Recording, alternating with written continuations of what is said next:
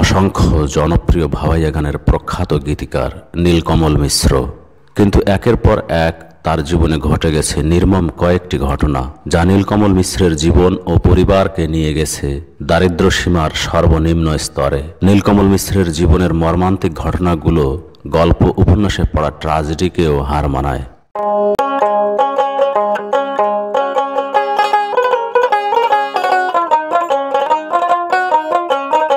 গীতিকবি নীলকমল মিশ্র 1952 সালের 9 ফেব্রুয়ারি লালমনিরহাট সদরের পঞ্চগ্রাম ইউনিয়নের রামদাস গ্রামে জন্মগ্রহণ করেন। বাবা রাজেন্দ্রনাথ মিশ্র, মা কিরণময়ী মিশ্র। নীলকমল মিশ্র 1974 সালে মায়ারানীর সঙ্গে বিবাহ বন্ধনে আবদ্ধ হন।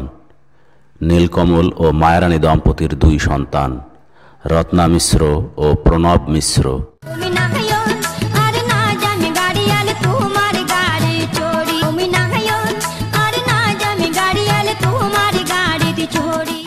নীলকমল মিশ্র রামদাস সরকারি প্রাথমিক বিদ্যালয়, পাঙ্গারানী লক্ষ্মীপ্রিয়া উচ্চ বিদ্যালয়, দিনাজপুর ধর্মসভা সংস্কৃত মহাবিদ্যালয় ও বৈদ্যের বাজার হরিসভা সংস্কৃত মহাবিদ্যালয় থেকে লেখাপড়া করেছেন।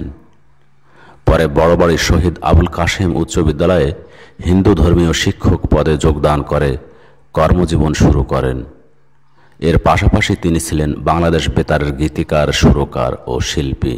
নীলকমল মিশ্রের আপন বড় ভাই ভাওয়াইয়া গানের আরেক প্রখ্যাত গীতিকার রবীন্দ্রনাথ মিশ্র। রবীন্দ্রনাথ মিশ্রের জন্ম 1950 সালের 30 জানুয়ারি। ক্যান্সারে আক্রান্ত হয়ে 1995 সালের ডিসেম্বর মাসের 1 তারিখে চিরদিনের জন্য পৃথিবী ছেড়ে চলে যান রবীন্দ্রনাথ মিশ্র।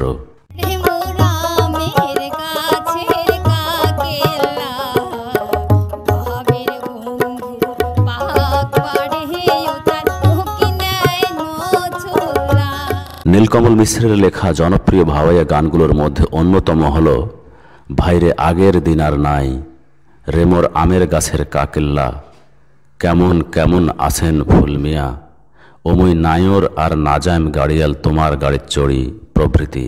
ভাওয়াইয়া, পল্লীগীতি, দেশাত্মবোধক, ভাটিয়ালি এবং বাউল গান মিলে প্রায় 700 থেকে 800 গান এবং 19টি আঞ্চলিক পালা গানের রচয়িতা নীলকমল মিশ্রের জীবনের গতিপথ প্রথম বাধাগ্রস্ত হয় 2000 সালে। তবে তার আগে 1999 সালে বাংলাদেশ বেতারে তিনি গীতিকার ও কণ্ঠশিল্পী হিসেবে তালিকাভুক্ত হন। কিন্তু নিয়তির নির্মম পরিহাস, মাত্র 2টি অনুষ্ঠান করার পর 2000 সালে মরণ ব্যাধি ক্যান্সারে আক্রান্ত হন নীলকমল মিশ্র। চিকিৎসার পর ব্যাধি কিছুটা প্রশমিত হয়, কিন্তু কণ্ঠস্বর নষ্ট হয়ে যায় চিরদিনের জন্য। তাই বেতারে আর গান গাওয়া হয়নি তার।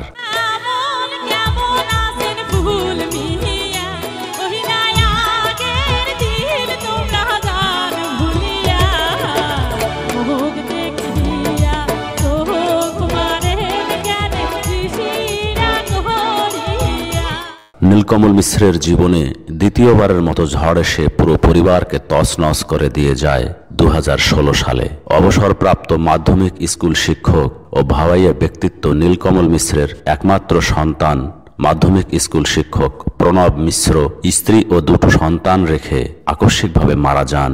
এ সময় নীলকমল মিশ্রের পরিবারে তখন নেমে আসে ঘোর অন্ধকার।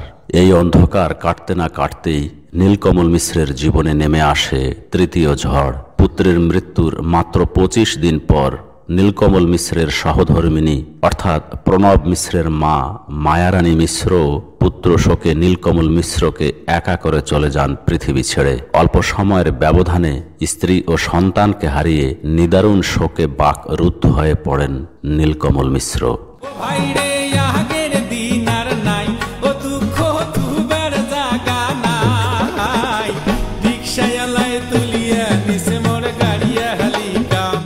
একদিকে নিজের শরীরে ক্যান্সার, সেই ক্যান্সারের চিকিৎসা, অপরদিকে স্বামীহারা বিধবা পুত্রবধূ ও ছোট্ট দুটি নাতি নাতনির জীবন এবং জীবিকার প্রশ্ন। এমন মর্মান্তিক পরিস্থিতিতে বিধবা পুত্রবধূ ছোট্ট নাতি নাতনিকে বুকে জড়িয়ে চরম দুর্বিষহ জীবনযাপন করতে করতেই বিশ্বজুড়ে নেমে আসে ভয়াবহ কোভিড-19 বা করোনা ভাইরাসের করাল থাবা। নীলকমল মিশ্রই তখন সংসারের একমাত্র উপার্জনকারী ব্যক্তি। করোনা ভাইরাসের করুণ এই দিনগুলোতেই নীলকমল মিশ্রের জীবন ও পরিবার চতুর্থ ঝড়ের কবলে পড়ে ছিন্ন ভিন্ন হয়ে যায়। 2021 সালের 30 এপ্রিল পা পিছলে মাটিতে পড়ে গিয়ে নীলকমল মিশ্রের বাম হাত ও বাম পায়ের কোমরের হাড় ভেঙে যায়। লালমনিরহাট সদর হাসপাতালে 1 মাস চিকিৎসায় তার ভাঙা হাড়ের কিছুটা আরোগ্য হলেও বাম পায়ের কোমরের ভাঙা হাড়ের কোনো উন্নতি না হওয়ায় তিনি নিজ বাড়িতে শয্যাশায়ী হয়ে পড়েন। নীলকমল মিশ্র সেই যে শয্যাশায়ী হয়ে গেলেন, তারপর আর ফিরে আসতে পারেননি স্বাভাবিক জীবনে। 2022 সালের 21 ডিসেম্বর বুধবার সকাল 9:45 71 বছর বয়সে নিজ বাড়িতে গীতিকবি নীলকমল মিশ্র ইহলোক ত্যাগ করেন। শেষে দেখা দেখিয়া যাও ঘাটের পার